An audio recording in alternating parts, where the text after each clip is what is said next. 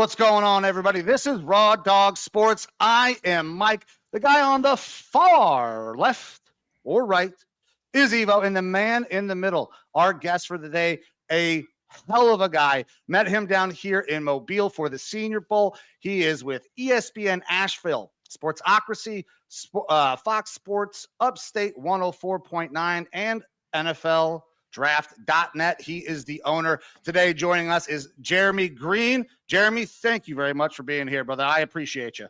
Hey, thanks for having me. I like to tell people I am the dumbest idiot that has ever been allowed to do this for a living, and I hold that mantra pretty strong. Hey, I feel that we are a couple of dummy thick idiots on this show as well. So you're going to fit right in. I love that. You were one of the highlights of the Shrine Bowl or Senior Bowl. Sorry, I was at Shrine too. That was an absolute excrement show. But you were one of the highlights of Senior Week for us. We always love meeting new guys that are doing good stuff. Your marketing plan was very strong. You found a degenerate gambler and handed him a poker chip, and I went, I like this guy.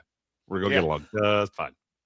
Yeah, I figured that would be a good way to get people in, especially because a lot of the things that we do on our show is gamble. That's kind of our bread and butter. But, we're stepping out, going and trying to do some new things. Senior Bowl was a big opportunity for us. So I was very happy to meet you guys and the whole team.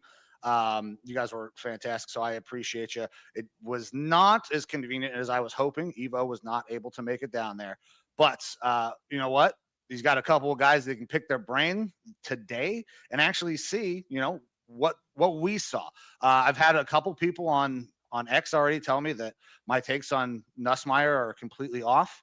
I don't think he's that great, but we'll get into that a little bit later. Dude, don't listen to that. Look, you're talking to. So I always like to start with, this is why you should listen to me, because I have one for basically every draft class. Hell yeah. Trayvon Walker. The year he went 1, I placed a bet on him to go 1 the last day of the combine at plus 4,500 to 1, or plus 4,500, 45 to 1. And I said it all across the South. And I said, if you don't listen to me, do not whine when you don't make the monies. And then I went for 2 weeks. I took a 2-week vacation after the draft, and I called it Trayvon Walker week. Hell yeah. I also had Amon-Ra St. Brown at 8 overall the year that he went in the 4th round of to the Detroit Lions.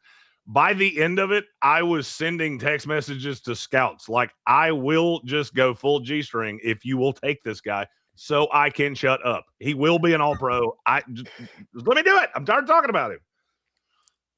I feel that. Evo, get in here, brother. How you doing? I'm doing good, man. I'm tired.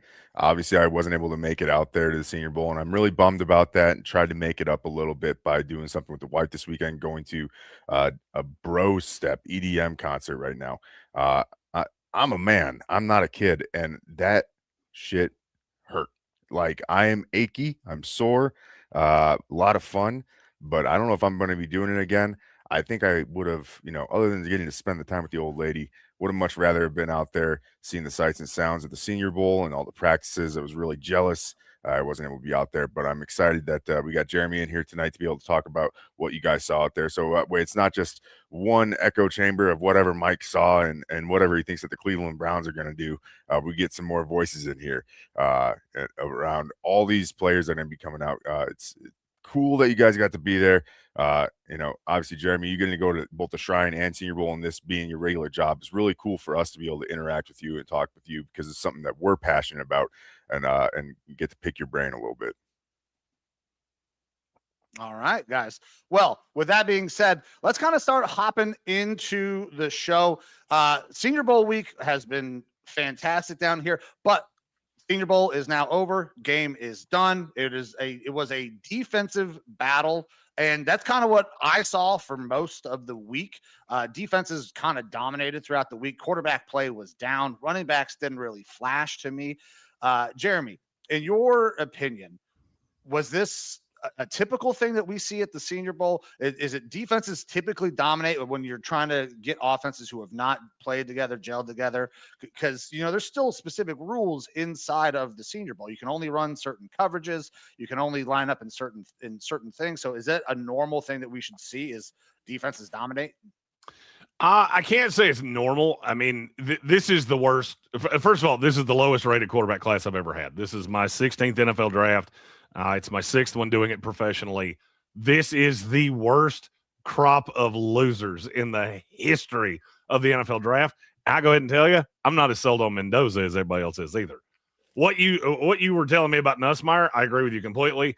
I have a barely draftable grade on him. I have 5 draftable quarterbacks in this entire class. I'm already done with my 256 is set, barring the combine. Every once in a while, somebody will run at the combine. Usually they're already in mine. So it pretty much, you haven't made it by now. You're probably not going to. I do hit some pro days. So, but most of the time that doesn't change much. I'm deferring to the film. As for the Senior Bowl, this is the 3rd year I've been on site. I saw Bo Nix and Penix and all those guys the first year. Last year was not as good at quarterback, and this year was a complete disaster.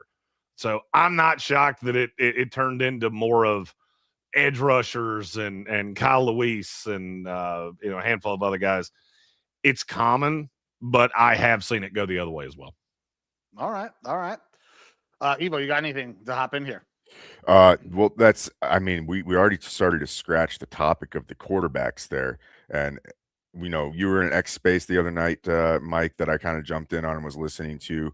And your Cleveland Browns, obviously, you are a big Shedeur fan, but there's a lot of back and forth. Should they stick with Shedeur? Should they look elsewhere? And it always gets into these young quarterbacks. We're such a quarterback-driven league. My thought is that's what's driving these names up. Obviously, Nessimeier a year ago was talked about potentially being a big name in this draft, but obviously just hasn't looked good. It seems like every year in college, he's almost gotten worse, and there's injuries involved with that to a point this year. But is it just because he's the son of an NFL coach and he's kind of got that prototypical size that you're looking for? Is that's what's really driving him? To me personally, this is such a bad quarterback class. You bring it up, Jeremy. Mendoza is pretty obviously going to go 1-1, but he still looks, like a mid-range type of guy. If we were throwing Mendoza in the 2024 class, I don't know where he's going to fall. The 4th, 5th quarterback off the board, maybe. I actually did this while we were down in Mobile. Of where would he have landed for me each year? He would have been my 4 in 25 behind Cam Ward, Jackson Dart, Tyler Shuck. In 24, I had Jaden Daniels 1, Drake May 2, Caleb Williams 3. Bo Nix was my 4, Penix was my 5, and Mendoza would have been right in between Nix and Penix. He would have been my 5 in 23. He would have been my 1 in 2022 because that class was bad. But I mean, he's not as good as everybody makes him out to be. Yeah. I don't disagree. I think that, it's by far and away he's the best in this class. How much of a gap do you think there is between him and Simpson out of Alabama? Oh, how can I explain this appropriately? So to me, no need for appropriate. You're good. You let it rip. No, trust me, it's not going to be appropriate. I was trying to figure out how can I. So the difference between Fernando Mendoza and Ty Simpson, to me, one of the most just absolutely stunningly beautiful women on the planet is Mila Kunis. The difference between Mendoza and Simpson is Mila Kunis to Macaulay Culkin. Oh, I mean, it is a chasm that you could fit the state of North Dakota in. All right. And the bad thing is, Ty Simpson's my 2. Yeah, that's I don't agree with a lot of the stuff out there of him possibly getting into the first round, but it just goes to show you the desperation of these NFL teams and looking for a quarterback. And I think that's why Garrett Nussmeier is probably being talked up. From what I've heard, he was the most consistent quarterback there in Mobile. I thought Cole might have been the most consistent. Wasn't great. I said that yesterday. I think the North Dakota State kid was the most consistent. And Nussmeier was probably the best of Nussmeier was better than anything I saw out of Peyton. But I thought Nussmeier was consistently high. He threw an interception in the game today that was high. His pacing was off. His feet were off. He kind of panicked in the pocket. And that's what I saw in Nessimeier is he is routinely high, which I can't stand that out of a quarterback, especially one that you tried to sell me on how accurate he is. Yeah, for sure. I think it's just such a quarterback driven league that these guys are going to get talked about more and more. But I personally think Nessmeier's a late round flyer guy that people are going to have on their depth chart, but I don't expect a whole lot from him. But you look at a lot of the big draft pundits out there, and they have to have something to talk about. And I think that's quarterback is an easy get your clicks. So they're going to try to build these guys up as much as possible because what team doesn't want to find the next Brock Purdy or Tom Brady or something like that that's going to get taken late?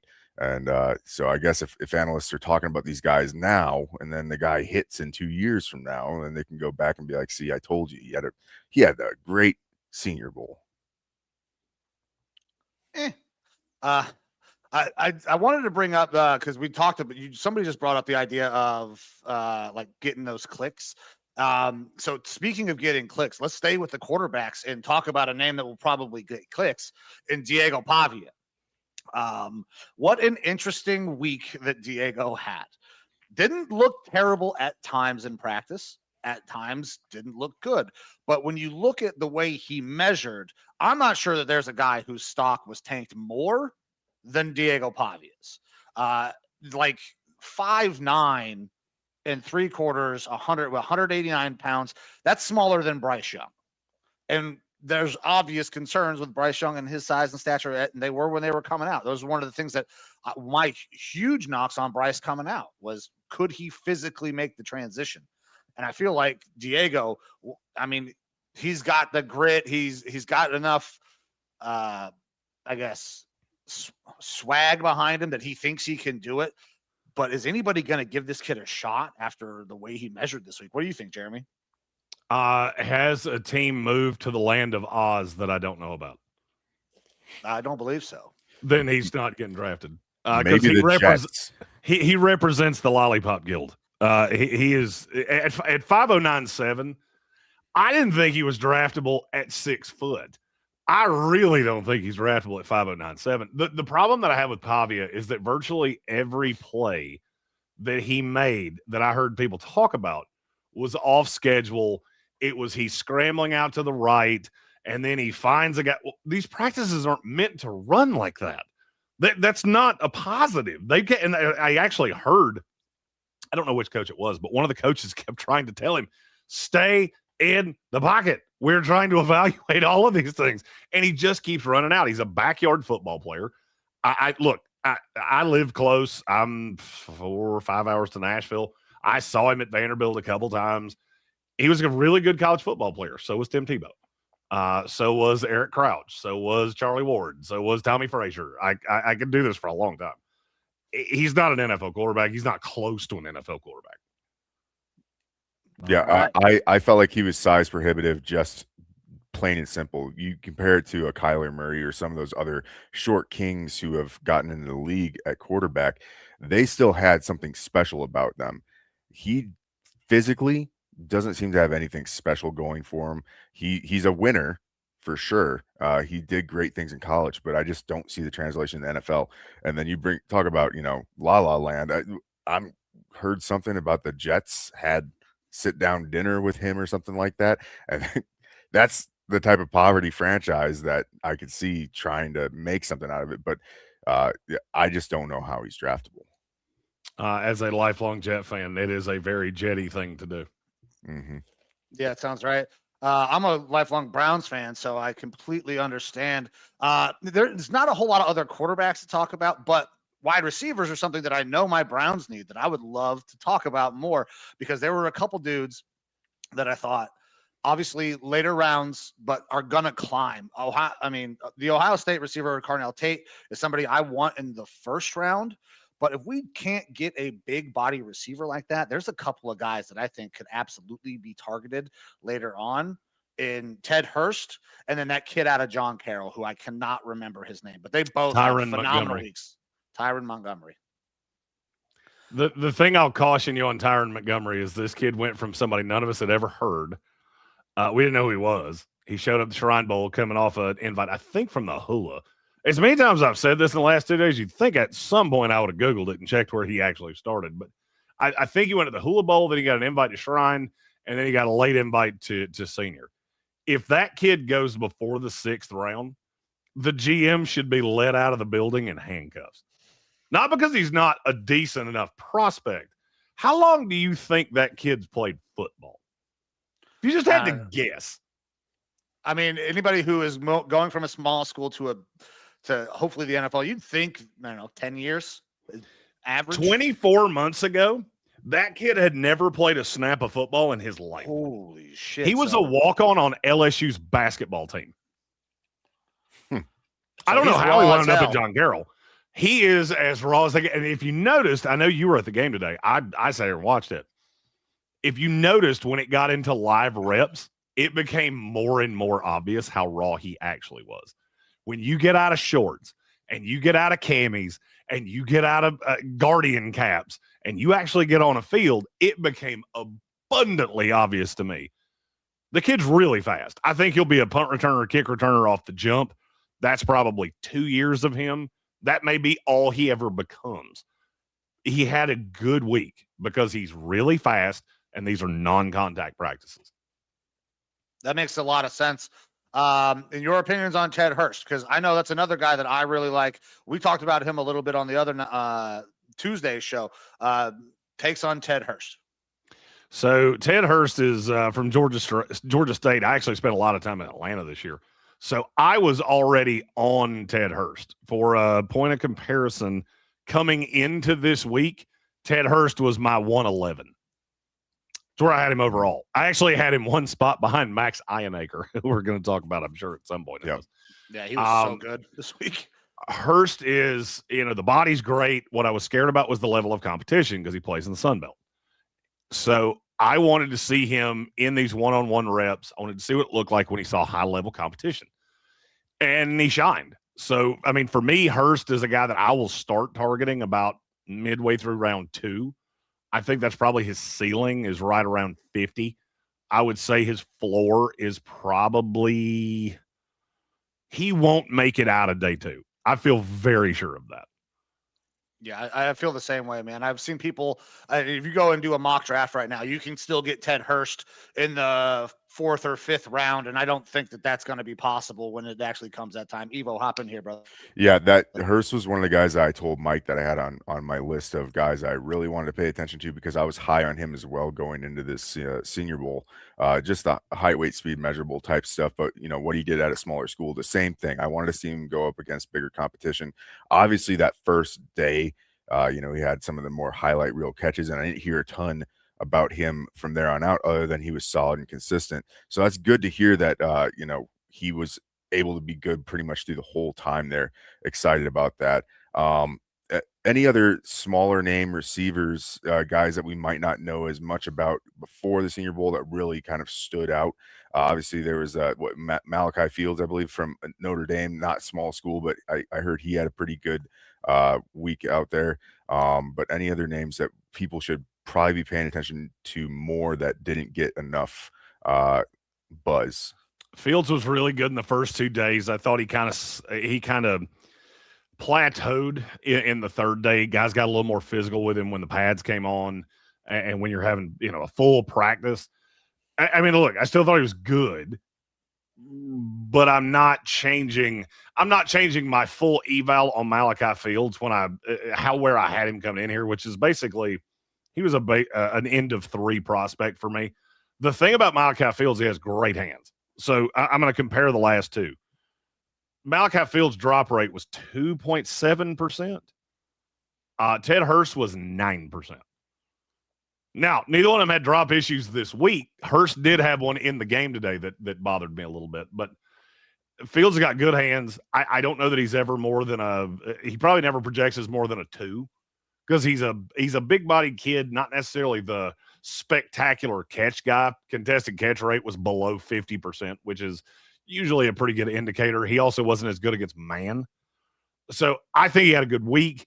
It solidified me for where he was. This is a really deep receiver class. Now, you asked guys that maybe didn't get the love that they deserve. Chris Hilton Jr. from LSU, he was a late add.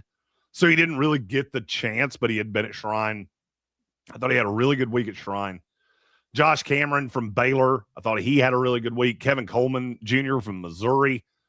That's a slot exclusive. He's never going to be anything more than that, but man, he's really shifty out of the slot. And then I'll go Cyrus Allen, 5'11", 1 out of Cincinnati. Not a big kid, only 180 pounds, but my God, that kid can fly. I mean, just speedster, short area quickness, all of the things that you could possibly want to see out of him. As somebody that came in as probably a 5th, 6th, 7th round pick, I think he solidified himself as a draftable player. I think Malachi Fields had probably one of the best catches of the week. Obviously, everybody's seen the Ted Hurst going over the top in one-on-ones, but that ball from Tyren down the seam that he had to make the adjustment for, it kind of played it like a center fielder. I thought that was one of the most spectacular catches all week. Malachi, I mean, really bailed Tyren out on that throw. So I can see why, you know, he's moving up, and because he is a big dude. There's a couple dudes out here that were just very large receivers. We are not going to have a problem being able to get big body receivers in this draft. There's quite a few of them. He had Jacoby Lane this week. He's one of the weirdest big receivers I've ever seen because he's 6'4", but he plays like he's about 5'10". I heard he didn't have that great of a Senior Bowl, Jacoby Lane specifically. He didn't. This is not really set up for him because the biggest knock on Jacoby Lane is he doesn't get open easily, even though he's 6'4", and I think his testing numbers will be fine. He's not a great route runner. You look at him at USC this past year, his yards per route run were 2.24, I think, yeah, which is not great. It's not terrible, but it's not great. And then you just kind of look at the fact he played a lot in the slot. He played he played a lot out wide, but he still played in the slot. You're having to kind of manufacture the touches. This isn't set up for him. I cautioned a lot of people, if you liked him coming in here, don't jump off the Jacoby Lane bandwagon just because he wasn't great at senior. This is not built for guys like him. He's not the high flyer. He's not the big deep threat. He's not going to have the X highlight, Instagram highlight catch that everybody talks about. I didn't think he was great, but it didn't change my grade on him at all. All right. I'm kind of curious about some of the tight ends. One of the guys that I was really high on going into the week was Sam Roush out of Stanford. I feel like he is going to kind of embody the more traditional, like can do both of the blocking and receiving type tight end that he was stuck at Stanford. Not the best situation for it. Some drops and stuff there at Stanford that I didn't really like. But I've heard some good things about like Trigg and what he was able to do, especially I think he had some big catches in today's game. But what tight ends kind of stood out was my guy, Sam Roush, looking pretty good down there. It seemed like a mediocre first day, but then I've heard more buzz in the following days. Roush is an interesting prospect. I liked him a lot coming into this because he is a plus blocker. And in this class, basically you have guys that are plus pass catchers or they're plus pass blockers. He's one of the only ones that's a plus at both. The thing that bothers me about Roush is so much. I mean, he only had 545 yards all year. And I get it. The quarterback's not good. But then you kind of look at the biggest games they played. So you look at their schedule. The four of the 5 best teams they played were SMU, Florida State, Pittsburgh, Notre Dame. The 5th one would have been Miami. Miami just completely shut him down. Longest catch he had 5 catches. Longest catch was 7 yards. SMU had 8 catches for 89 yards on, I want to say it was 10 or 11 targets. Florida State was 6 for 63. Pittsburgh was 8 for 104. Notre Dame was 4 for 73. But then you look at Hawaii and he's 3 for 6. BYU 1 for 2. San Jose State, 3 for 43. It just seemed like there were times that I think this kid knew he was an NFL draft prospect from early on, and he really knew when to turn it on. That bothers me. You know, I do a lot of work with the Washington Commanders, and Logan Paulson has used this line to me multiple times. You don't meet many guys that are 10-year veterans that you have to worry if they love football. Because to make it to that 10-year mark, you got to eat, sleep, breathe this. And it felt like with Roush at times that he showed up for the biggest game when he knew the camera was on him. I'm okay with that. It's much better than the opposite way where you had 90% of your production against San Jose State and Hawaii. I know you can do it. I may just have to work on your motivations and make sure your head's in it at all times. I love Roush, though. That was not a negative. It was just something to be aware of. That definitely is weird and concerning because usually it's the opposite, like you were kind of saying. It's the badder or worse schools that he's going to perform against, but obviously he did pretty decent against those. Do you think maybe it was, like you said, knows that he's going to be a draftable prospect, but knows the situation that he's in? I would hate to think that you would turn it off for those games because, they're easier, or maybe it was just a different game script. And I'm sorry I didn't watch a lot of Stanford this year, but maybe they just weren't utilizing him as much or something in those games. But like his family lineage, lots of former professional athletes, including NFL players.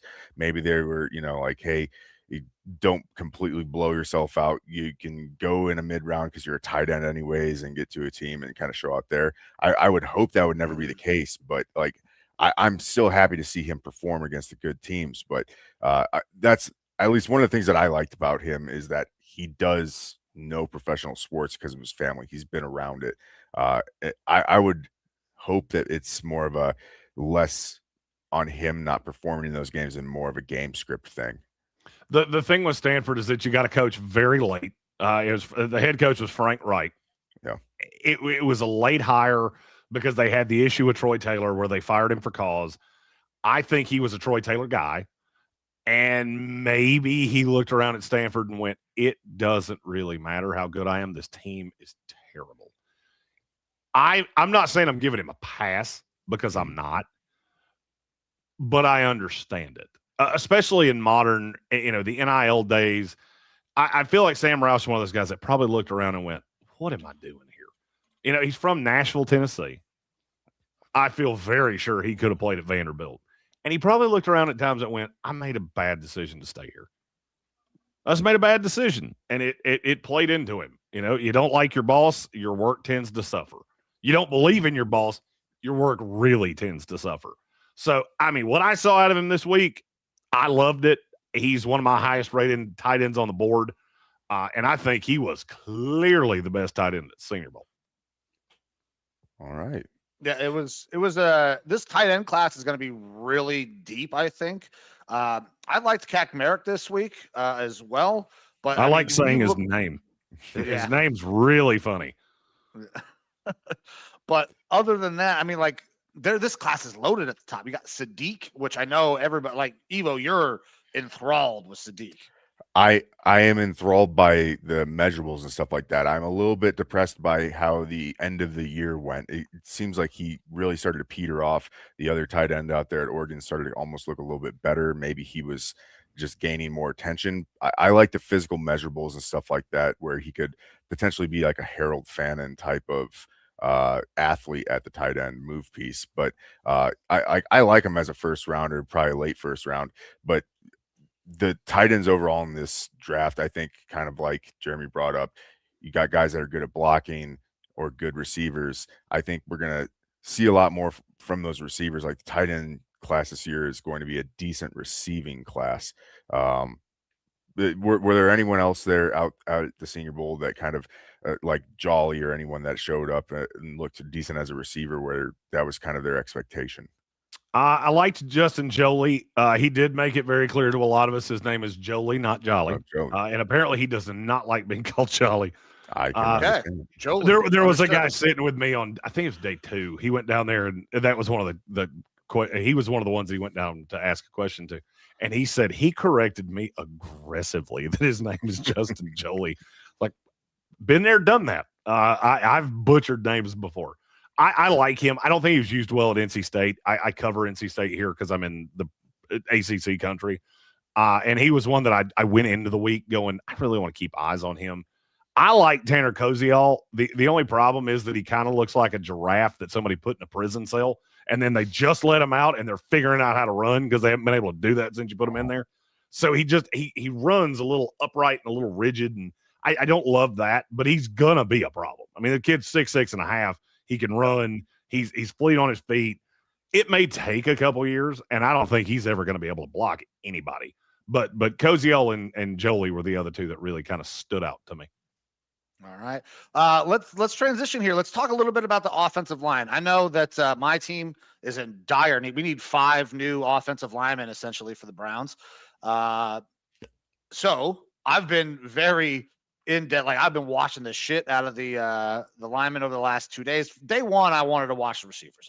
First time down here, I was watching one-on-ones. It was great. But over the last couple of days, there have been a couple of tackles that have really kind of up their value, in my opinion. That they're still probably going to be a little bit later, but like Crownover out of Texas A&M, that's a kid that I think that probably has helped himself quite a bit. I thought he looked really good this week. He's a late round guy, probably day 3, but he can get up to round 5, round 4 maybe now, depending on what happens at the combine.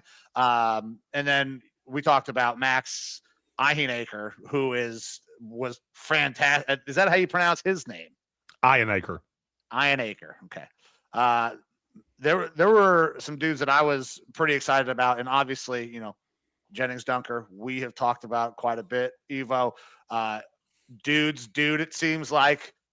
Jeremy, what was your take on the linemen this week? Who helped themselves? Who hurt themselves, if anybody? I thought IHEANACHOR did himself some favors. He's got kind of a wild story, too. He didn't play high school football at all. He never played football in high school. Then he goes to East LA College to play football because he grew. He was a point guard on the basketball team. And I think he went for, don't quote me on these numbers. I know the story's right, but I'm not positive my numbers are right. I think he went from a 5'11", 190-pound point guard to a 6'6", 280-pound kid in 1 year. And he said, screw it. And he played 2 years at East College. He was the number 7 JUCO player in the country. Goes to Arizona State, starts there for 2. He started for 1 year, played I think he got thrust in there by injuries, and played half the year. So, I mean, this kid has started like a grand total of 30 games in his life. And I want to say 10 or 15 of them were at the JUCO level. So I wanted to see how he held up in the competition, and I thought he held up great. Usually I see that basketball player build, and I get scared because the ankles were really little. And so you start seeing him just try to use athleticism. This kid didn't. He wanted to run through you. And I've seen him. I think Todd McShay has him in the first round. And I know Todd. I love Todd. I think that is you've gone a little too high. A little bullish. I think that's a little high, but it's not. I don't think it's crazy at this point. Because this tackle class is good. It's not great. Yeah. Like, I love Maui Noah from Miami. That one to me is no doubt number one tackle in the class. I get he's going to play right tackle. I don't really care. From there, you go Fano, who played on the right side. Then you go Lamu, with the kid that was on the left on the same line with Fano. I'm not in love with him. I'm in like. Then you get into the Jennings Dunkers and a handful of guys like that. I mean, I think it's open for somebody to get into that back end of the first round. You look at a team like Denver. You look at a team like Buffalo, who's got aging offensive tackles. I'm not going to be stunned. I'm just not ready to say it yet. All right. Yeah, Jennings Dunker obviously got a lot of traction this week at the Senior Bowl. The guy just looks like an offensive lineman when you come in with the mustache and the mullet and drinking 32 ounces of coffee during practices and stuff like that. And shout out to the Culvers and everything. Like, he's the guy that you think, like, this is your typical Iowa big farm boy offensive lineman. And I've always been fearful of, I look at the book or the cover of the book, and I feel like I know the whole story with the guy. Obviously, I liked some of the stuff I saw in college, but is the hype kind of real around him where it's not just the persona, but like, I heard he had a good week out there. But is he really deserving of some of those first round talks at the end of the first round?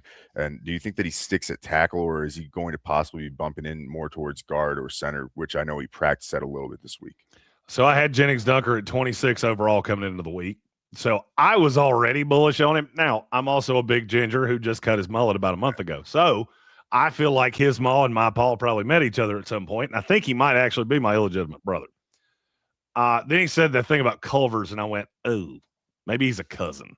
I don't think he's a brother because I don't like Culver's enough for that. I think the kid's going to play right tackle in the league. I think he's going to do it a long time and be really good at it. He's got a really deep experience. I mean, he played 12 games. He played 12 games his freshman year. I think he started all 13 games in his sophomore year. And then he had one little injury thing in his junior year. But, I mean, other than that, the kid started like 50 games or something like that. Two-time All-Big Ten. He's a people mover. I've watched this with Iowa guys. If they don't stick out at tackle, they all have to be bendy enough to play guard. So, for me, his range of outcomes is he's either on the high side, an elite level right tackle. On the low side, he's a really, really good guard. Because I think there's also a possibility that it might just be an elite guard. Mm-hmm. Yeah. He was nasty in run blocking all week. And it's something that everybody has kind of seen on tape. Iowa is going to run the fucking ball. So that's kind of what he's used to. I really like the way he looked, but his teammate, Bo Stevens, also looked pretty good this week. Now, he lost a couple of pretty bad reps over in one-on-ones at one point, but that's going to happen. Offensive linemen are not necessarily set up to win one-on-one. So when they do, it's a really damn good rec. But I liked Stevens a little bit as well, but he's going to be, later day 2 type guy. For sure. I thought he had a decent week. Dunker was the one. I mean, and look, you got to understand that part of this is because of how he looks. I mean, it's the second time I've watched a big ginger take over the Senior Bowl, because I was there a few years ago when Cody Mauch did the same thing. Yeah. And they kept showing him looking like a 12-year-old, and then all of a sudden he looked like he paid 4 alimony payments and had 7 children that were sharing a bedroom and is double wide in 2 years. So, I mean, we've done this. The good thing is Cody Mauch wound up being pretty good. I think Gennings Dunker will be pretty good. Mm-hmm. Absolutely. So we got a couple comments coming in here. We'll go ahead. Hello, Marvin Alkin. I think that's what that is. What's up? We got one in here. I wanted to make sure we got this one up. Appreciate Jeremy for being here, because we're just a couple of extras surrounding him. So thanks to Buffalo Blanco. Appreciate you for stopping by, brother. With that, where we go next? Because listen, there are a ton of guys to talk about. The defensive line and edges, I feel like kind of stole the week. They were fantastic. I was very lucky. I got to speak with a potential first-round pick, but I know that Jeremy does not necessarily feel the same way about this guy. TJ Parker, let's talk about him. So listen, TJ, I was very grateful to him for coming and answering my question. His dad, 11-year Army vet. So it was really cool. What we do here, Evo and myself are Army veterans, and we're trying to, start something where it's, done by veterans for veterans, but we are incredibly grateful to have guys like Jeremy come help school us up a little bit. What is your take on TJ Parker? Okay, so this is the first time I'm saying this, and I'm going to explain to you why I'm saying this the way that I am.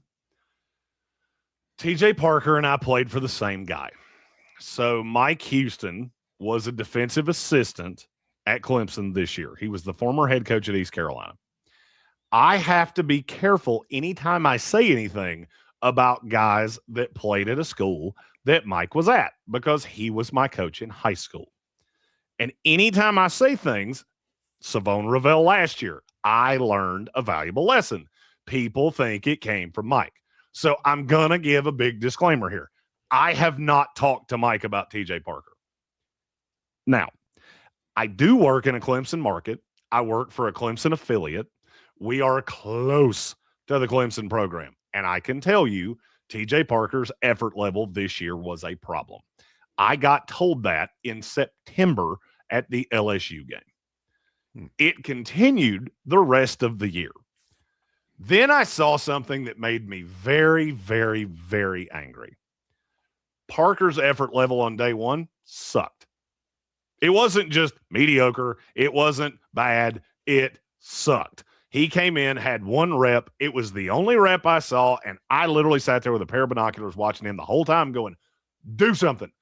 And I say that because I really wanted to be able to go back to Greenville, South Carolina, and go, one of your few boys here was really good. I couldn't do that. And so, much to my dismay and surprise, I got back to our Airbnb in Mobile, and all of these people said TJ Parker was the winner of day one. How the hell did that happen? The one guy here that really wanted him to be good is sitting here telling you he sucked on ice. And then I saw it again and again and again and again. And I don't know what you're looking at. I really don't. I even asked a couple of those guys that I know quite well, what are you looking at? And I'm not going to tell you who the guy was, but it's somebody that's pretty high up in this industry. Said TJ, this was his exact quote. I'm going to repeat it to you. And it kind of explains it a little bit. TJ Parker is the guy that will make me look bad if I'm wrong.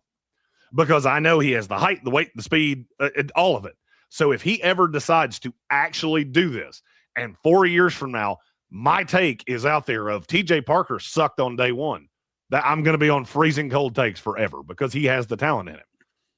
To which I responded, yeah, I know he has the talent. Why does he never use it? I go back to, you don't find a lot of 10-year veterans that don't love football. I don't think TJ Parker loves football. I've never thought he loved football. I think he had Peter Woods on the inside of him, who is the best defensive tackle in this class. He's going to go in the top 15, and TJ Parker still found ways to not consistently get after quarterbacks, even though you couldn't double team him on a consistent basis. I think he has all the talent in the world. People like me that had to work my ass off just to be a half-us, maybe even a quarter-us of a player, I look at guys like that and go, I wish I could put my heart in your body because you'd be a Hall of Famer. Because that's what he's missing. If he has the heart, he's Von Miller. The problem is I don't think he does, and it is really rare that you find guys that do. They just find it. Because I start paying you. Do you find it odd that TJ Parker got paid quite a bit to stay at Clemson? Then he gets paid, and that's the year where you go, that effort level just wasn't really there. What do you think happens when it's 10 times that in his rookie deal? That's fair for sure. Evil, go ahead, brother. That's something definitely that I haven't heard, because I've heard the stuff about, he could be a late first round pick. I've heard all the same things you said that were positives about him. It feels like sometimes we get that, though. Again, not to jump back on Nessimeier, but it feels like if one person or two people within the industry kind of start hyping this guy up, a lot of people try to follow on those takes to make sure that they're not on the outside looking in, to hear the effort stuff and for him not to be doing a whole lot out there.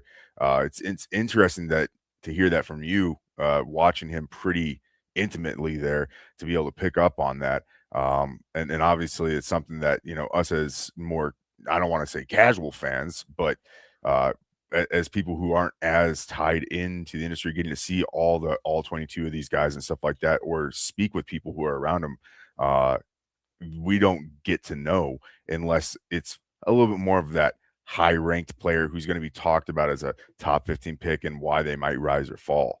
Can I tell you why I think that is? Sure. Okay, so there are a handful of guys in this business that I really, really, really respect. Todd McShay, Trevor Sikkema, but the older guys at PFF, because Sam Monson, Palazzolo, because those guys are scouts. They come in and look, Mike, you can attest to this. There is no way that one person saw everything on that field, fact or fiction. Fuck no, not possible. I was there as one man with two eyes. You can't watch 133 motherfuckers run around and do what they're doing, like in practice. It's not possible. So Mike can attest to this. So I bring my analytics scout, Bill Workman, with me, who is just an absolute degenerate for tape and practice, and he wants to sit in the same spot. He literally sits in the same spot the entire week, and he just grinds. He doesn't move the whole week. He kills me. I love that guy. I keep him away from people because I'm like, they're going to steal him away from me, and then I'm going to have to compete with him, and I really don't want to do that. I love these on my team. So he's in the middle of the field, just Rain Manning the practice. I'm doing the same. I've got Megan, who runs my entire life. She's the greatest hire I ever made in my life. I'm always sure to say that in every interview, just so she knows she's really appreciated. That's 3 of us that are doing all of this, and we're coming back and comparing notes. I'm also comparing notes with Mike, with my guys from the Commanders, my guys from the Jaguars. I got eyes all over this. I have never heard somebody say what I'm getting ready to say, and there's no possible way that every one of us hasn't said it behind closed doors. I don't know. I didn't see it. I don't know why that's such an untoward thing to say. I don't know. I didn't see it. They send us the tape. So you get this raw, unedited, this is what the rep looks like. But we're all in such a hurry to hit record or hit go live or hit whatever to be the first one out there to say all this shit.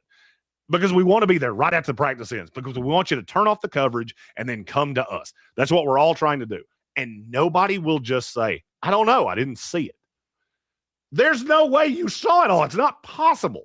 So then somebody says, hey, TJ Parker was great today. And you pick up your phone and you see it on X and you go, oh no, TJ Parker is one of the only top 50 guys here. And he was good. And I didn't see him be good. I only saw a handful of reps though. Maybe he was good when I didn't see him. So you know what? Let's just copy and paste, change a couple words and say TJ Parker was great. And then we have dozens of people saying it. I got news for you. I watched it up close and personal. I'm not the end-all be-all here. I've been wrong a lot. His effort level sucked. He got absolutely dogged by a handful of guys. Now, he got better over the course of the week. But that first day, I was livid, going, what are you looking at? I know you guys are smarter than this. There's no way that's what you saw. And that is a rant that I have wanted to go on, but I had to preface it and warn the innocent that when I start doing this, they're going to think you're the one that said it. Understood. And I appreciate the preface. I appreciate you going into it, man. Now, I didn't see all of TJ. Like we just said, man, there's no reason to lie. It's not possible to see everything. It doesn't help anybody. No. I did see a couple reps that I really enjoyed out of TJ. And then obviously, you know what? I am new into this game. Him being cool enough to come up and answer my question when I'm fucking standing in the stands, not credentialed media, that earns a lot of points with me.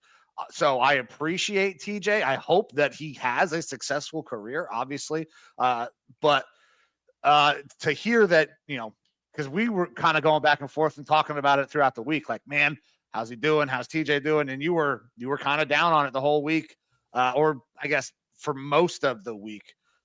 I hope that he turns it on. I hope this kid does a great job. But tough to hear. Eva, what do you got? I mean, I'll be honest with you. I work for a network where it would be beneficial for me to say TJ Parker was really, really good. So this is not some like vendetta I have against him. Right. It's nothing like that. Look, Clemson has a reputation of, I'm just going to read you a handful of names. Rook Aurora. I never could say his name. Xavier Thomas, Miles Murphy, Brian Breeze, KJ Henry, Isaiah Simmons, Kayvon Wallace, Christian Wilkins. Hey, finally got one there. Dexter Lawrence got one there. They haven't had a legit defensive player in this league in 6 years. It'd be great if I could go back and say, hey, we finally hit one. Finally, you got one right. But I can't do that with a clear conscience because I don't believe it. Yeah. It sounds like Peter Woods, though. You are high on him. Obviously, he wasn't out there, but you saying top 15 best defensive tackle in the class out of him?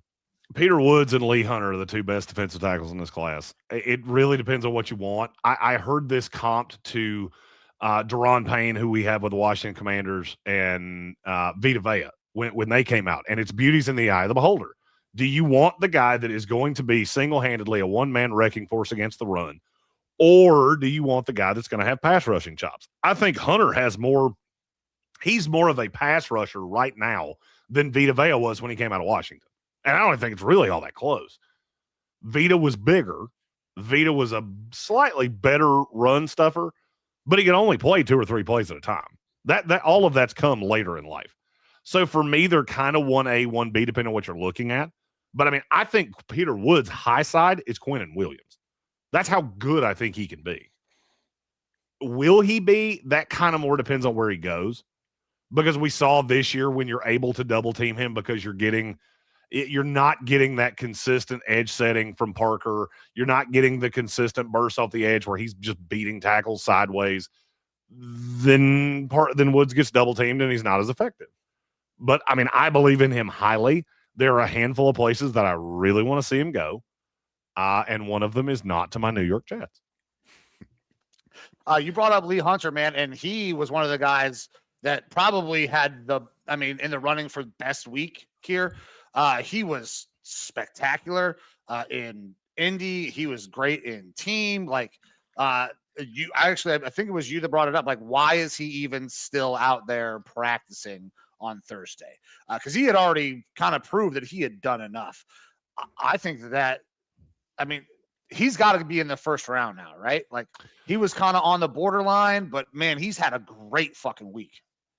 He will be a first round grade for me. I can tell you as of right now, and let me, I just want in the effort of honesty here. I have 23 first round grades. Lee Hunter will be my 24th because he's the only one I saw that I think now I'm putting him in the first that I didn't have him in the first before. And I feel pretty sure that we're going to stop at 24. All right.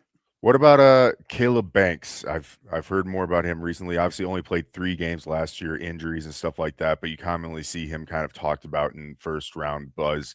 How is his performance throughout the week? He's a weird one for me because he's kind of the exact opposite of TJ Parker.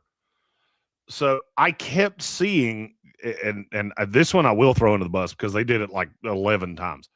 Every time I opened Yahoo, I'm getting just inundated with all of these takes about how bad Caleb Banks was and he got washed out, and I didn't see any of that. I thought he was fantastic. Now look, I'm a lifelong Florida State fan, so I had pretty good eyes on this kid throughout his entire time at Florida.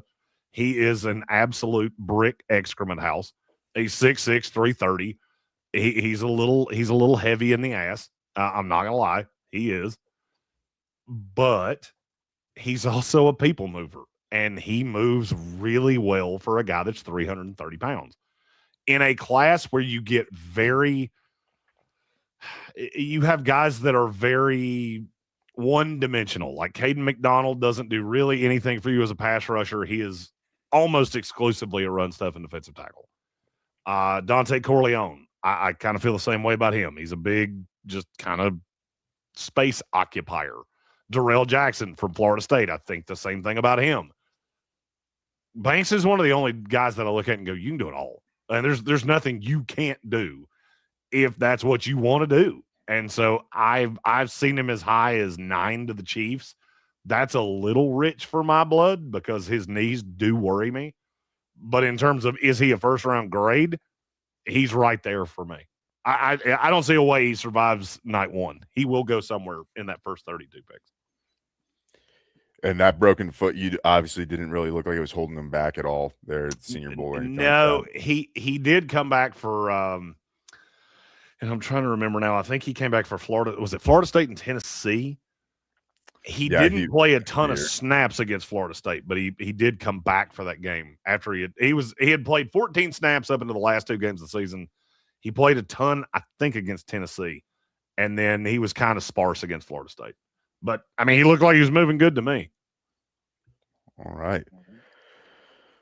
Well, we want to move off the defensive line, move to some of the linebackers and defensive backs. Kyle Lewis, yeah.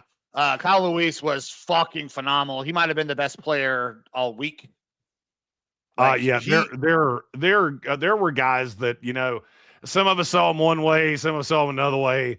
The TJ Parker thing, the Caleb Banks thing, you can say whatever you want. If somebody came to me and said, you know, Kyle Lewis really just didn't do much, cool.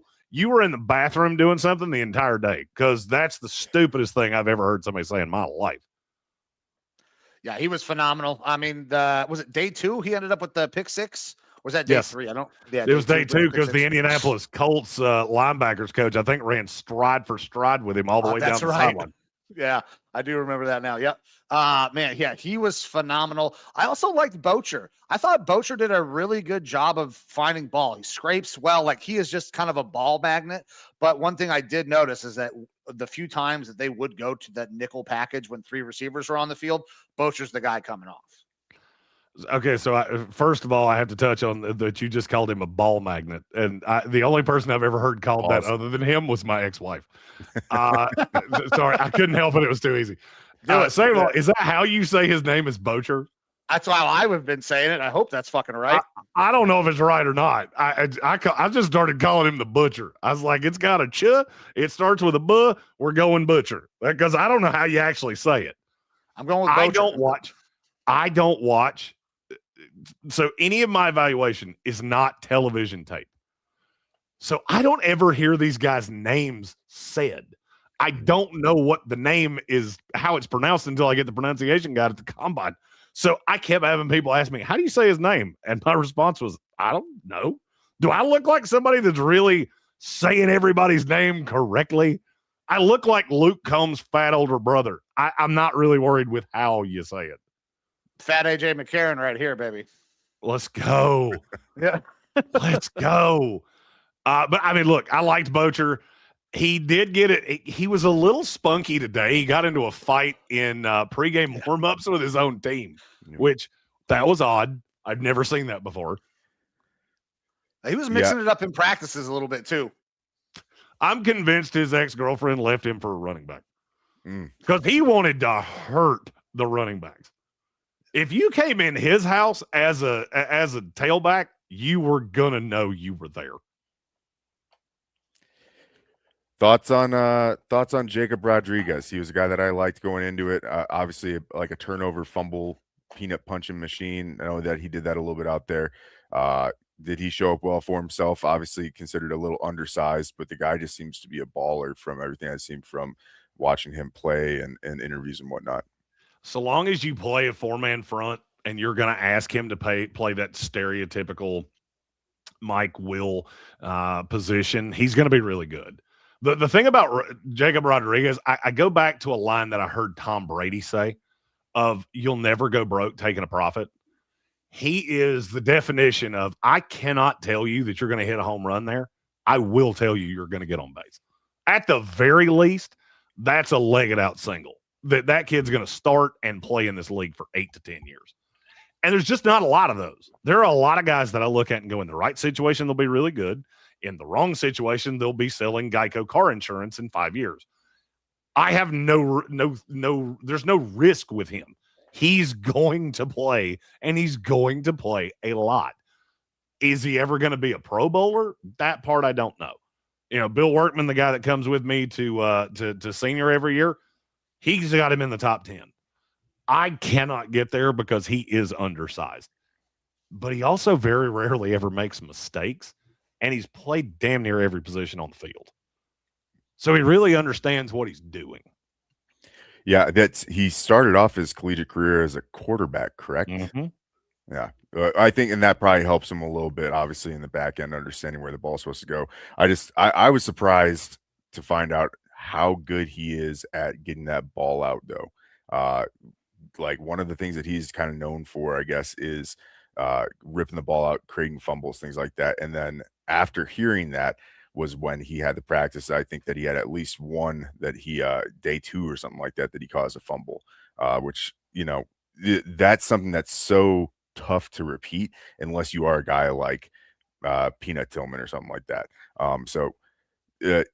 Interesting guy for sure. I heard someone try to comp him to an Ivan Pace because of the small size. I don't think he's obviously not that small, but a guy that I was a big fan of, and kind of like you said, just because he might not fit every scheme, but he seems like you're going to have a spot for him on your team. He's going to be kind of one of those leadership role type of guys, and you're going to get good production out of him.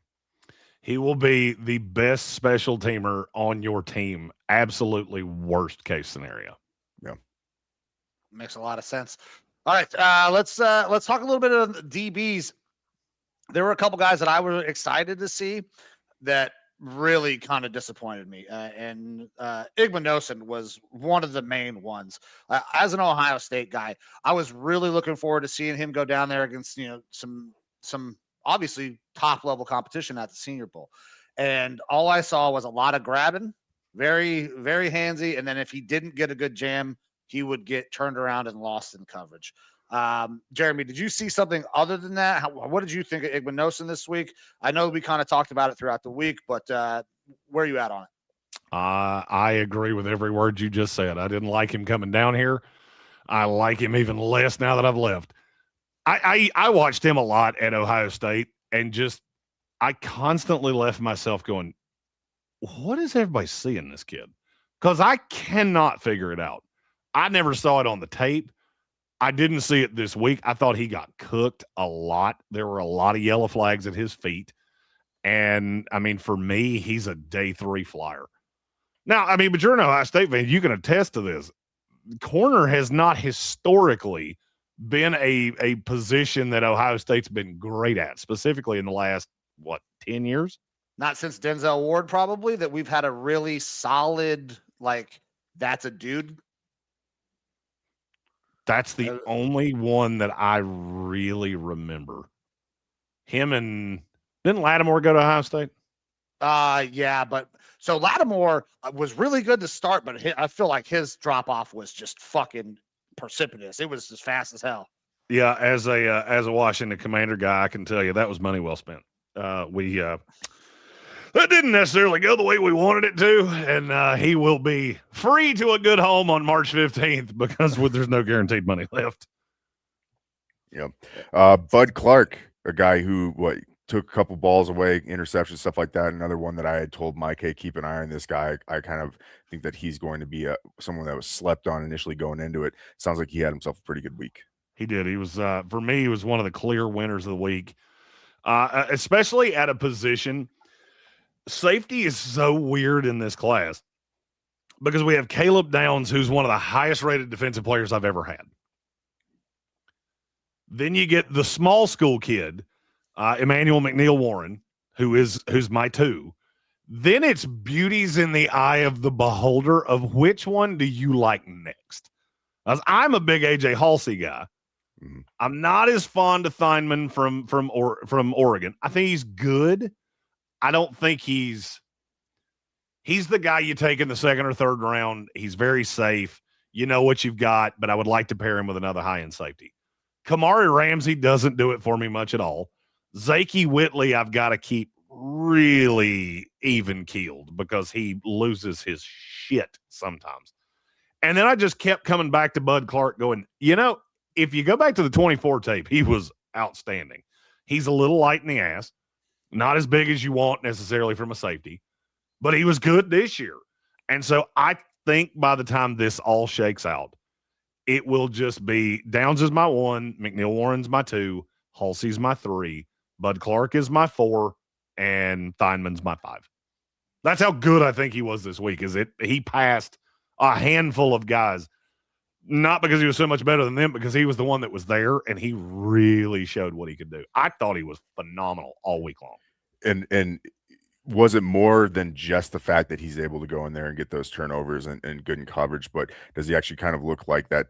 Like you said, a little light and ass. He's 6'2", I think, but just a little bit thinner framed and whatnot. If he were to pack on a little bit more, is he a decent tackler? Because I used to watch a ton of him. He is. So he weighed in at 185 pounds here. He's 6. So he's listed at 6'2". He's actually 6'01" flat. So he's 6'1", $185. The size is going to bother some teams. Some teams are just not going to draft a safety that's that thin. Mm-hmm. If you want to go by point of comparison here, and I'll just go the first safety that comes up when I click this. So Zakey Whitley was 6'0", 201 pounds, and I thought he looked thin. Yeah. Michael Taffy, who's short, was 8 pounds heavier than Clark. Kamari Ramsey's got him by 15 pounds, and he's 2 inches shorter than him. That's going to bother some teams, but I just feel like he's always in the right spot. I never considered his tackling to be a huge problem. It may not be the best thing that he does. His missed tackle rate's about average, 14.5%. but he was really good against the run. His depth of run tackle was pretty good at 6'3", which is pretty good for a safety. And he forced a lot of incompletions. I got to see Bud Clark up close and personal because we're an affiliate of the North Carolina Tar Heels. So for Belichick's first game, I had to go, and I was right down on the field, and Bud Clark came right by me and may have said some less than nice things to the Carolina faithful, and he deserved that, and I don't hold that against him. All right. Evo, you got any other DBs or corner safety that you want to talk about in terms of positive, negative? Who did good, bad? No, not really. Just holistically, I'm sure this gets asked all the time, but who probably raised their stock the most and who came into Senior Bowl week and probably hurt themselves the most, do you think? I can give you my 3 guys that I think helped themselves the most. Lee Hunter, Colton Hood, and Kyle Lewis. Probably the top 3 guys that I'd say really did good shit this week. So the only reason I would disagree with you on the first 2, I had Hood as a net neutral, but okay, they started so high that you can only help yourself so much. I mean, I got news for you. There ain't nobody at the Senior Bowl that's getting themselves into the top 10 just because it's not there. There's enough negative on the tape. That's why you show up here. So, like Lee Hunter, I think he pushed himself from the 40s to the 20s. He made some money. Don't get me wrong. I agree with you wholeheartedly on Kyle Lewis. I'm going to go the running backs. Mike Washington Jr. from Arkansas. He made himself a fortune because this running back class absolutely sucks. I'm not sure he's not the second best running back in the class. And that's coming from a guy that loves Nick Singleton. Who broke his foot, I believe. He did. He broke the 5th metatarsal, which unfortunately for him is going to push him down because it means he's not going to be able to run the combine. Yeah, they're saying they don't think he's even going to be ready for pro days, possibly. Yeah, I think Singleton really because I think he would have run a stupid time. Yeah. And that's really where I had kind of his rise. So now I'm looking at Washington going, that number 2 spot's available, and I think you can go take it. Seth McGowan, I thought, did himself a lot of favors. Kalen Rutledge from Georgia Tech made himself a good amount of money, I believe. Bud Clark would be high on that list. Deshaun Singleton from Nebraska. One of the biblical brothers, Ephesians Prysock, which is if I ever have another kid. If I have a son, his name's Ephesians Prysock Green, no doubt. Bryson Eason from Tennessee. He wasn't here the whole week, but he was a game wrecker when he was. And then my number 1 answer, and I can't believe I have found a way to not mention this kid's name, Nadame Tucker. Oh, yeah. He was really fucking good this week, man. Nadame Tucker is my new best friend. I can't wait to see him at the combine and ask him if we can be bestest friends forever and ever. I understand. I mean, he was spectacular this week. So I understand why you want to be friends, but who do you have as hurting themselves the most? We don't have to go too far. I think this is a pretty easy one. I think that for me, it's Pavia, Igbinosun, and then honestly, McCoy out of Tennessee. He was getting torched in one-on-ones. He had a really hard time. Anytime the comeback route or something where hard snap off, he was just couldn't shut it down. Could not get turned back around. So those are the guys that I thought really did themselves no favors. I hurt themselves the most. For me, Parker didn't do himself any favors. I think it's gonna get to the point of what he says at the combine is gonna get really, really important. I think all of the quarterbacks butchered themselves. I saw a ton of comments on social media of if you're looking for a quarterback in this class, don't turn on Senior Bowl tape because it's not going to do you any favors. Do you think Peyton gets taken as a late round guy, like the 7th round or something like that? The kid from North Dakota State? Yeah. He's the closest. So I have 5 draftable quarterbacks in this class. He's my 6th. Okay. So knowing what I know of quarterbacks that don't deserve to go are going to go, I think someone will take him. What's going to burn him is he's left-handed, and we don't have any left-handed starting quarterbacks at this point with Tua Tagovailoa losing his spot in Miami. I also don't think Tua is going to be a starter anywhere else. He might go in and compete for a job, but it's hard to draft a left-handed quarterback when you have a right-handed starter. Not saying it can't be done. It's just not easy. Yeah, very true. And I agree with you. I think Tua's the concussions, the leadership questions, the size, you had to have that team that drafted him make him successful. Otherwise, it's a desperation franchise that'll try to put him in there. But as a front office, how can you feel confident at all giving this guy money when he could be out for the year with another concussion or end his career? I think it's very prohibitive with him. I've gotten to see him 2 times a year as a fan of the Jets, and I've just watched the decline over time. And I know part of it's cognitive decline. I know part of it's just your body breaking down. But this past year he didn't look like the same player. I mean, it was like somebody put on a Tagovailoa jersey and went, "Hey, I'm him now." There's just nothing there. No, we're big haters of Tua. Like, not necessarily haters. He's just not very good. Hasn't been very good for a while. And then with the concussion thing, like, you're constantly worried in his contract. I don't know what they're going to be able to do. Do we know they're out, Evo? Do you know they're out, Jeremy? Because it feels like it's got to be a couple years away. They just did this deal. So the contract on Tua, I already pulled this because I think they're pulling the ripcord this year. Just saying fuck it and letting it happen? Mm-hmm. So the dead cap on him is $99.2 million, and I think they're going to do it. I mean, I watched Denver do it with Russell Wilson, and they were in the AFC Championship game this year. Yeah, I think if it's like a post-June 1st, they can only take 34 this year and then packed on later or something like that. But yeah, it's a huge dead cap hit number. He's it's gonna hurt for a while, but look, I mean, it's what happens when you sign quarterbacks that shouldn't. I mean, I'm the president of the Stop Giving Elite Money to Average Quarterbacks Club, and teams just keep doing it and keep doing it and keep doing it, and then they wind up in these spots. I got no sympathy for you. I mean, if you couldn't see it out of Tua when you gave him the contract, teams are so scared to go 2-15 because we're so quick on the trigger. We're so quick, but look what happened. You signed Tua to this big deal. Chris Greer got fired. Mike McDaniel got fired. Now Jeff Hafley's down there, and I promise you he told them when he went in, we can't win with him. Just can't do it.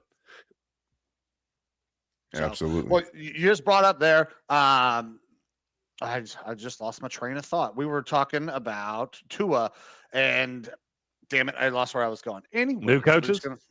Yes, thank you. New coaches, because you brought up guys moving around. So let's talk some new coaches. My Cleveland Browns have a new coach. And you know what? Couple days removed. I've calmed down a little bit.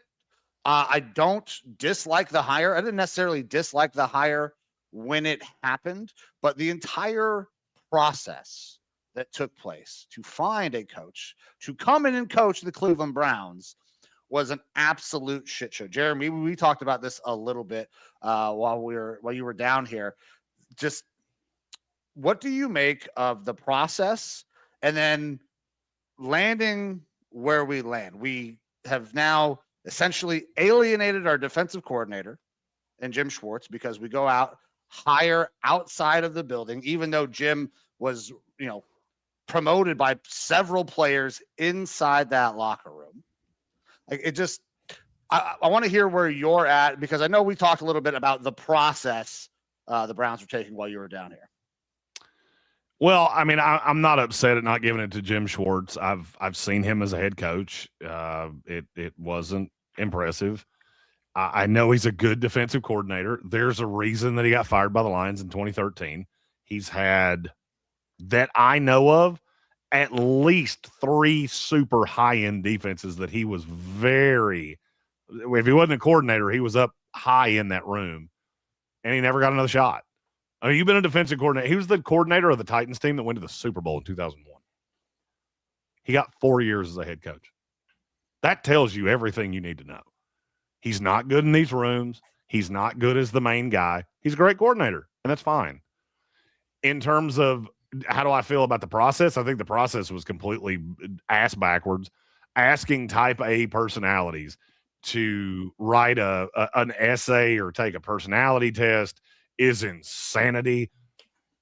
But at the end of the day, you got exactly what you wanted. At least if you're the owner of the, what's his name? Jimmy Haslam. Jimmy Haslam, yeah. He got exactly what he wanted. He got a guy that looked him in the face and said, I wanted Shedeur Sanders. Because he did. Todd Monken was beating the table for Shedeur Sanders a year ago. Now, do I understand why he wanted Shedeur Sanders? Not even a little bit. I didn't see it when he was coming out. I really didn't see it this year. And I think he was the final death nail on the Pro Bowl, because if Shedeur Sanders is a Pro Bowler, then I'm a ballerina. And at 6'5", 300 pounds, I don't think I fit in them tights. Yeah, that's fair. Evo, go ahead, brother. I always, and I've been mocking this whole Browns hiring process situation. It's like and it's not to sound too misogynistic here, but it's like the ugly girl at the prom trying to take interviews from all the jocks or something like that of who gets to take her. Yeah, it's not like the Browns situation with their ownership group and how they've been running things has been the best. It's a much maligned franchise, and now you're trying to add. Like, I understand that you should have some standards, but trying to going above and beyond what a normal franchise purportedly normally does to, hire these coaches or interview the coaches, it seems a little bit like you should be happy to have some of these names like a Udinsky who's coming up and things like that coming in, considering coaching your franchise, because it's a big risk for these guys. They might never get another shot if they take this head coaching job. And if things go bad, which traditionally they haven't gone great in Cleveland. So you have these guys coming in and then you kind of scare them off with this sort of stuff. It was a really interesting process to me. Obviously, we don't know the full ins and outs of it, but I highly doubt that the reports of these personality tests and essays and everything are just completely made up. So I can give you a little bit on that, because my agent works with a handful of guys that represent NFL coaches. And all this is off the record. Like, I'm not going to tell you who said it. There were guys in this surge that left that building laughing, saying, get me the hell out of here. I'm not doing this. Mm-hmm. Because it's just not the way it's done. And I feel like the Browns are on this analytical kick of we're going to do this better than anybody else. I'll give you the Shedeur Sanders thing. I'll give it to you in a nutshell. Last year, I was at the draft in Green Bay. We had Johnny Mitchell. He was a franchise player for the Jets back in the mid-'90s. He dated Shedeur's mom. He was, before Dion, he was on our first-round coverage with us. Great guy. I love him to death. I hope he's there this year. We discussed a lot of this, and I told him, I said, dude, I saw Shedeur at the combine. I saw that whole excrement show with him and Josina Anderson. I saw it all. And this kid thinks, to your point of Betty Bowlegs thinking she can get the starting quarterback to take her to prom, that's what he was. He thinks that he's being held back by the league. He thinks he was held back because of his dad in some shape or form, of which if you can find anybody in this league to say something bad about his dad, it'll be the first one I've ever found. He's an entitled little shit. He doesn't always say it out loud. I've witnessed it. This is not an opinion. It's a fact. And Jimmy Haslam wanted to go into this and find somebody that would give him confirmation bias of, I did something that the other GMs in the league wouldn't do, or the other owners in the league wouldn't do. And I'm right and they're wrong. And what he got was a quarterback that came out and gave him an 18 QBR, which, for point of reference, Justin Fields, who I actually thought was a sleeper agent for Las Vegas to force the New York Jets to never cover a spread again, beat him by 15 full points. That's how bad he was. And then he comes into this search. I don't understand why you fire Stefanski. Like, if you're going to give the mandate that you have to have Shedeur, which I know he did, then why'd you fire Stefanski? Nobody wants this kid. I'm not sure that Stefanski wanted to work with Shedeur. That is a lot of the narrative that is being pumped around Cleveland, is that there was not a good relationship there. And a lot of the things that we've, media in Cleveland has kind of come out and said, at one point there was an article by who I don't remember, but it was in The Athletic, basically said that Stefanski was not coaching Deshaun. Well, that last season that Deshaun was playing. And that really rubbed me the wrong way, as and maybe it's just my background, but like when you're the head coach, when you're the guy that's in charge, the leader, you have to hold everybody's feet to the fire. It doesn't matter, quarterback, kicker, like go anywhere in between. Everybody has to have some sort of accountability, held to them by their head coach. And the fact that he wasn't doing that by some of the reports really bothers me. That tells me that he's not being a leader. And I think that the process, they wanted to try to find a leader of men, and they just didn't figure out how to actually do that process, because we have an analytical think tank that's pulling data points that they think they can just outsmart everybody, and that's not the case. We've also had a guest on the show, Carmen Angelo of iHeart, who basically said that it's Jimmy. Jimmy is the problem. Jimmy wants somebody who he can be in control of, who will take his brilliant ideas and run with them. So I agree. The process was shit. I think Jimmy has really screwed this. Now, I disagree with the Shedeur thing. I'm a Shedeur fan. But also, I kind of have to be, because he's going to be my starting quarterback next year. That meeting with Monken, no doubt in my mind, that is going to be who starts. So here's what I'll tell you. And working with the Jets, being a fan of the Jets, I saw this firsthand. There is one absolute infallible in football. If you find me a franchise that sucks, I'll find you an owner that sucks. Just go through the list of teams. Who are the worst franchises in the NFL? The New York Jets. Woody Johnson's a joke. Jimmy Haslam, he's a joke with Cleveland Browns. The Detroit Lions were a joke for a billion years. When did they become not a joke? When Sheila Ford Hamp took over this team. It was in 2020. And the first thing she did was hire Brad Holmes, who is the smartest dude I have ever spoken to in my entire life. I mean, he is Rain Man smart in everything. I mean, you can talk to him about anything. He's a brilliant, brilliant mind. And he brings in a coach in Dan Campbell that just scares the hell out of everybody, and everybody wants to run through a wall for him. You can change GMs, you can change coaches, you can change starting quarterbacks. I have seen bad GMs win in this league. I have seen good coaches or bad coaches win in this league. Zach Taylor went to a damn Super Bowl. I've seen mediocre quarterbacks win in this league. Jalen Hurts won a Super Bowl because the roster around him was so unbelievably good. What I've never seen, I have never seen a bad owner win. And people will say Jerry Jones. Jerry Jones won with a roster that was constructed by Jimmy Johnson, and he got his panties in a bunch because nobody wanted to give him the credit for doing it, because he didn't. And then he started doing it, and they've never been back to another NFC Championship game. That's the problem. And it's the worst problem to have in all of sports, because I can't trade the owner. I can sit around and pray that maybe he'll sell the team, or I can low-key in whispered tones whisper, how good's his heart? What's his cholesterol look like right now? Because that's the only way to get out of it. And it sucks. It is an absolute abomination to sit around and go, there is nothing about this that I can do. Because the owner, I'm stuck with the owner. He's here forever. And I can tell you, what you've heard about Cleveland is 100% true. Jimmy Haslam thinks he's smarter than everybody else. He's not. The best owners are the ones you never hear from. That's honestly something I probably haven't really thought about. I mean, we trash on some of these owners and stuff like that, but then you think about it, you remove Dan Snyder, and then I don't know how good Josh Harris is, but obviously he's a step above, because the team made such a quick turnaround.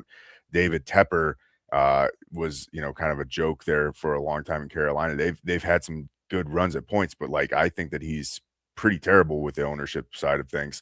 It's a really good point. That was two really funny owners for you to choose because I know them both.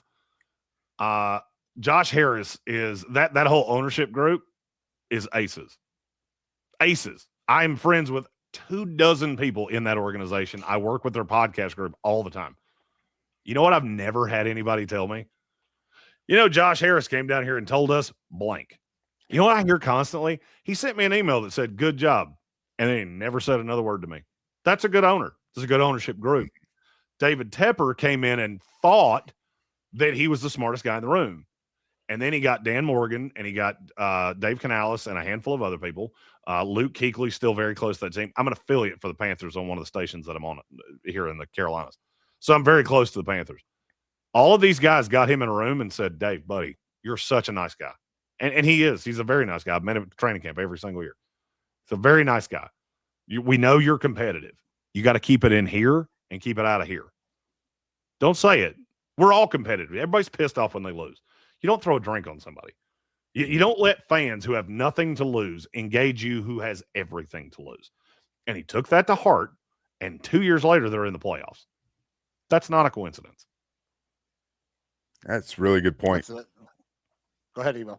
I was just saying that's a really good point. I'm surprised that that's something that we really haven't completely correlated before, is that how much the ownership groups really, really impact these franchises. I did the owners meeting one time. I went one time. And it taught me damn near everything I ever needed to know. Because Bob Kraft, who is the owner of a franchise that has haunted my nightmares for 30 years, I looked at him. He spoke in my presence for maybe 120 seconds.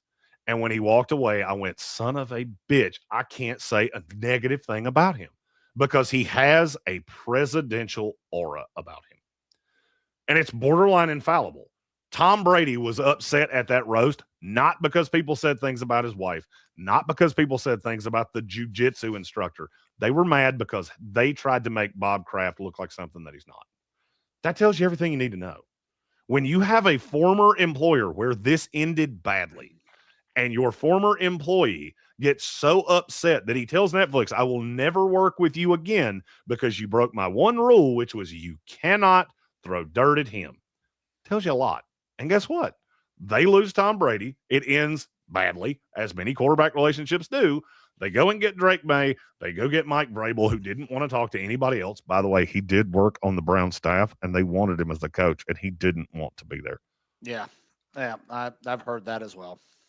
I have a really good Mike Vrabel story that involves Indianapolis, Indiana, and a slew of tequila shots. You don't have to share that now, but I would love to hear that story at some point. Talk about I've had maybe 5 hangovers in my entire life. One of them was that day, and it was so worth it. No, I bet. Vrabes is probably a fucking great dude. That was the one year he wasn't a coach. He was there as a administrative assistant or a senior assistant or whatever it was. And we saw what he really was. And I told everybody that would listen, that dude's going to become a head coach again, and that team's going to be really good. And it was exactly what I was afraid of. It was the New England Patriots. Yeah, you as a Jets fan, I'm sure, does not enjoy that. But we have some news for Evo's team. Evo is actually a Vikings fan. You guys are going to be looking for a new GM, but not looking for one until after the draft. Kwesi out. Evo, I know you were kind of pumped about Kwesi being out. Jeremy, is this a common, like this late in the game to fire a GM? Feels like it's very odd, but the Vikings are going with a completely different way of doing this. They're not going to try to bring somebody in right away. Everything's going to stay in-house, and they're going to go through the draft. And with who is in charge of this, Evo? Rob Brzezinski, who's been with the team since 1999. He's really well regarded in the league as like a capologist, contracts guy. I'm a fan of him, everything that he's done with the team. But it is very weird. You'll see sometimes the teams will fire a GM or move on from a GM maybe after the draft or something like that. But it seems like they said, hey, Kwesi, go down to the Senior Bowl. Stay there so we can all get in a room back here at home and talk about what we're going to do with you. There's more coming out now about how they had considered moving on from him over the past couple years. This was his 4th season with the team, but too heavy on the analytics, not communicative enough. Even stuff about how it seemed like Kevin O'Connell was the one leading a lot of the meetings for free agents and things like that, and that Kwesi really wasn't too involved with it. Which, you know, there's been one good free agency since he's been in there in 2024, and really no good drafts. And so that's why I was kind of banging the table. I was like, we need to quit banging our head against the wall with him. But it is interesting that they decided to do this now instead of trying to bring someone else in to kind of lead the whole offseason. I'm less scared about the draft and more about free agency, because I just don't know how much Brzezinski's been involved in, other than working on the contracts, with actually negotiating with the players and the agents and things like that. Guys like this can succeed. This is what Mike Tannenbaum did. I think there's a possibility that he's the next GM. I don't know that. Mm-hmm. I can tell you I do know what happened with Kwesi, and it's Cleveland. You ever heard of the Mandela effect? Mm-hmm. So people think they saw a thing that never really happened. Kwesi Adofo-Mensah swears he saw J.J. McCarthy look like a franchise quarterback. And instead of having the Chick-fil-A logo shown to him where there's been a K literally since the day this place was opened, he kept arguing of, no, it was CHIC when I was a kid. No, it wasn't. You're wrong. You're wrong. You've been wrong. And you let Daniel Jones walk out the door last year, which pissed everybody in that building off. He didn't, oddly enough, get as much flack about Sam Darnold, because Sam basically told them, if J.J. McCarthy's here, I'm not going to be. Because I will be the unquestioned starter somewhere, because Sam never lost the respect of the league. Kwesi told him, we can't win with Sam Darnold. It's fine. I'll go bring back Daniel Jones. The Indianapolis Colts got him for a song, and at one time, they had the lowest rated quarterback in the NFL, and the two highest rated quarterbacks in the NFL were the two backups on the team from the year before. And that got in the head of the Wolves. It got in the head of the Vikings leadership, and they kept asking him, how are you going to fix this? And his answer continued to be J.J. McCarthy. We've seen it. You're wrong. It's not going to be him. He's awful. And you got a bunch of people like me and people that work in the league that have told you this since before you ever drafted him. So the fact that it played out this way, it's one thing to look at the entire industry and go, I'm right, you're wrong. It's another when you've done it and you were wrong and you're still defending it 2 years later. Yeah, the defense mechanisms for that would be pretty crazy. Kind of like Mike, I am a JJ McCarthy fan. I think that he could develop. I do think at this point, obviously hindsight's 2020, it was absolutely a mistake to not even consider franchising Darnold or offering Daniel Jones a more significant contract to try to woo him to stay there, because the reports coming out were that Kevin O'Connell isn't out on JJ McCarthy on being the guy, but that he knew going into this year he wasn't ready to start. Obviously the mechanics are very flawed, and he's one of the youngest quarterbacks in the league still, so you know you can take your time with him a little bit more, but I think Kwesi probably had the idea of rookie scale contract. We have to run with this, have to make it work to build out the rest of the roster, and the execution was just completely flawed in it, because rather than take the word from your coaches and stuff that, hey, he's not ready, you lean into it more, and more often than not that results in failure. You bring up ownership group stuff. I'm interested to hear, as a Vikings fan, your thoughts on Mark and Ziggy Wilf, and do they seem like an ownership group that could possibly get a team over the hump? Because the fans in Minnesota have maybe soured on them a little bit. Obviously the NFLPA report cards and stuff are always glowing and everything for them, and I think they've done a lot of good things with the team since taking over for Red McCombs, but they do seem like the franchise owners that they want to get into the playoffs every year, but I'm not super convinced that they are 100% dedicated to doing whatever it takes to get a Super Bowl. And this is all just things I've heard from people around the league. They're helicopter parents. They want to let you take care of yourself, and then when you really mess up, they come in and lecture you, which is exactly why and this is the reason that I believe what I've been told, is because that makes sense. Of you go through the Senior Bowl, you come back, because basically the way this works, and it's very telling with the timing. Basically, these guys come back, and I can tell you Kwesi was at the Senior Bowl, and I know that because I talked to him.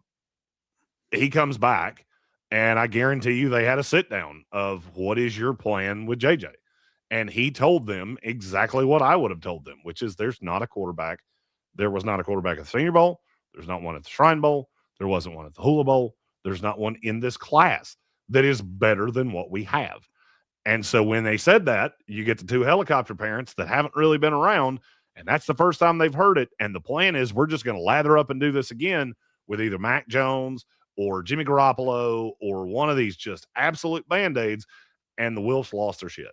And they went, I'm tired of being patient. You're out. But now, in terms of what they do in Minnesota, they're one of the more favorably looked at ownership groups because they're just not involved. Like, we don't ever get anything from them. They do great stuff in the community. They're very good at promoting it. And so they kind of get this pass of they give a lot of money away. They do a lot of good. And so you kind of what you're saying to the NFLPA report cards. They do a lot of what you want an ownership group to do. The problem is they left the team in the hands of Kwesi Adofo-Mensah, and not a lot of us really felt like it was in good hands. Sounds about right. Yeah, sounds about right. But by the way, where did Kwesi come from again? Oh yeah, the analytical think tank there in Cleveland.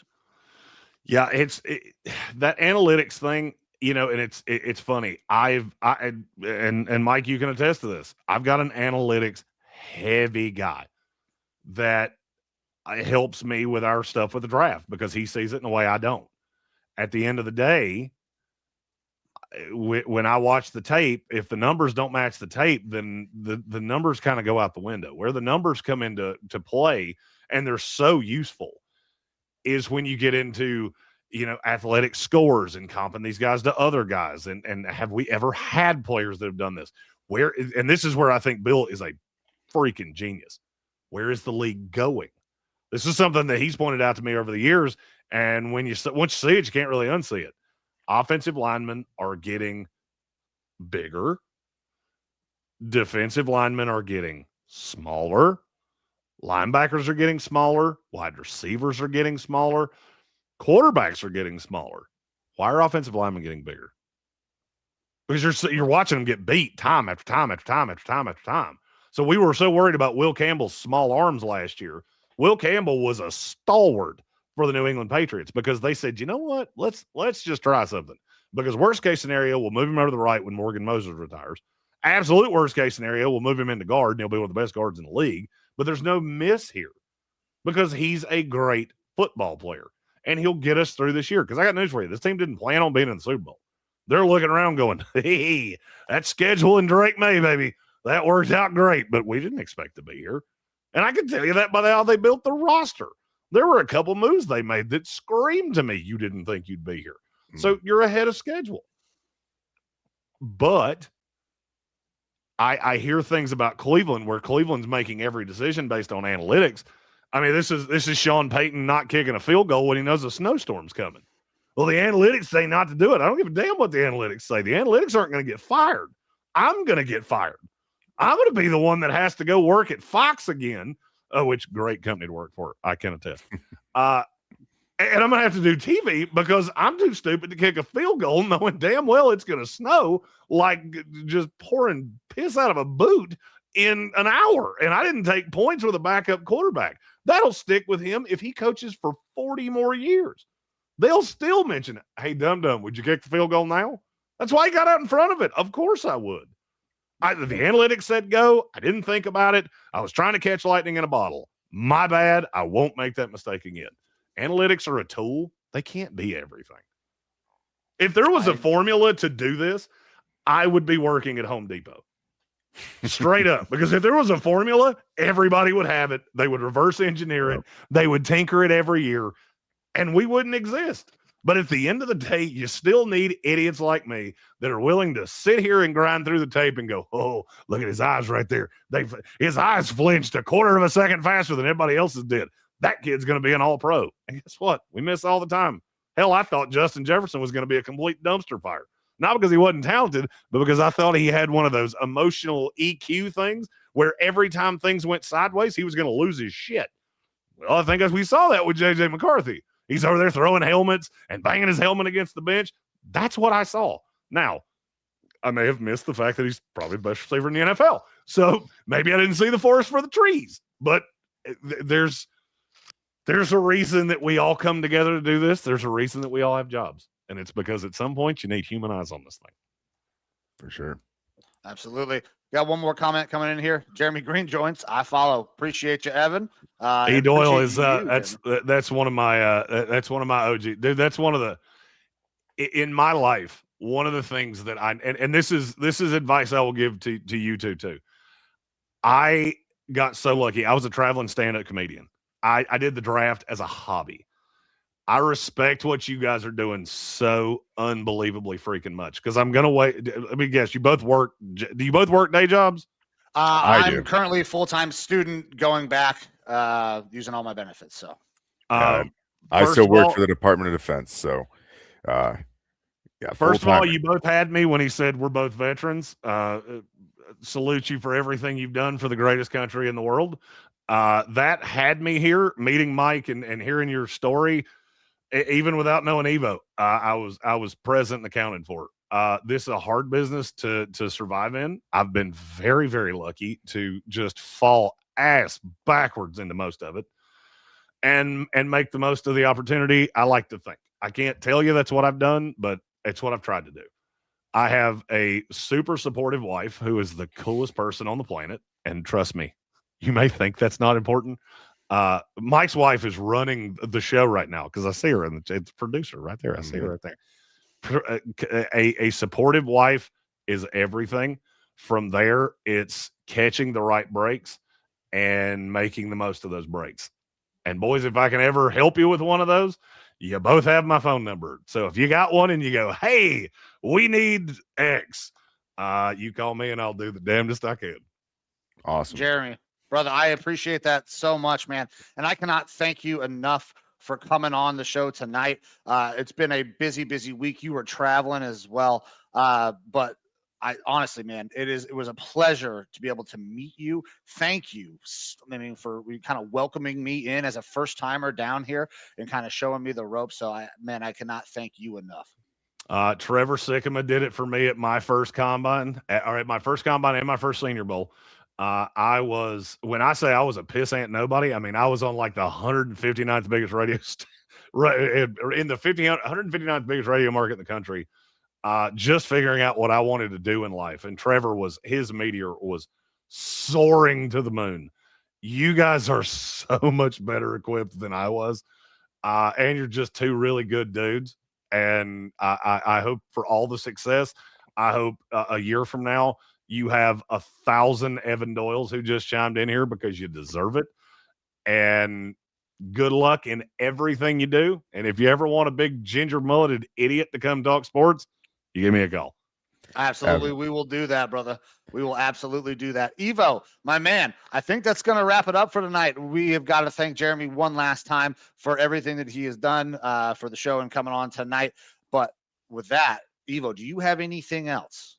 No, I thank you so much, Jeremy. This was an awesome show, getting some of the inside background stuff that we don't normally get to do. We have guests on every now and then, and we always love having guests on. But it's a lot more of like the pundit type talk of us just kind of spitballing things back together. To hear your perspective on stuff kind of being tied in a little bit more. Super incredible. Can't thank you enough for all the help, support, for being here for us.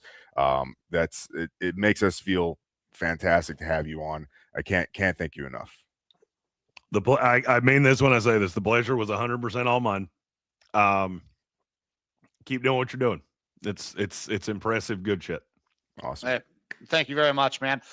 So guys, everybody who tuned in tonight, thank you very much. Time is the most valuable thing that you have. So anytime that you give some of it to us, we are forever grateful. I'm going to give Evo one last word that we're going to get the fuck out of here until Tuesday when we get ready to take a look at the Super Bowl going forward. But Evo, go ahead. Take it away, brother. My last word is, again, thanks to Jeremy Greene. Follow him everywhere that you can. Obviously, he knows his shit, and it's been incredible to have you on. Looking forward to hopefully getting to see you and meet you in the future in person. Hopefully next year, not so bad of weather, and I can get down to the Senior Bowl. I go to damn near every event, and now, shockingly enough, I get to make the call on who goes with us, which, it still amazes me of like, I was the non-radio guy and now I'm like the boss. I don't know how that happened. I mean, don't tell anybody because I'm afraid they're going to figure it out and go, oh shit, we left him in charge. That was a bad idea. We should fire anybody else. But yeah, any events you want to go to, I'll be in Indy in 4 weeks. I don't know how far that is from y'all because distance is not really my thing. I hop on a plane and I'm here. But it's a I'll short be in drive Indy. for Mike, but I would have to be flying out there for sure. I'm here in Arizona, but yeah, that's definitely one of the pinnacle type things that we want to try to get to is get to that combine. Indy the draft too. Oh, the draft. We're taking let's see, at last count, I think we have 14 people in for the draft. Nice. And some of them don't know each other. Some of them never met each other. That's going to be, I honestly want to bring a film crew just to film them. Very nice. Well, if you need a guy who has a bunch of cameras, I'm that guy. Hey, don't tempt me with a good time. All right, guys. Thank you very much. I'm Mike. That's Evo. Thank you very much, Jeremy. But we're getting the fuck out of here. See ya.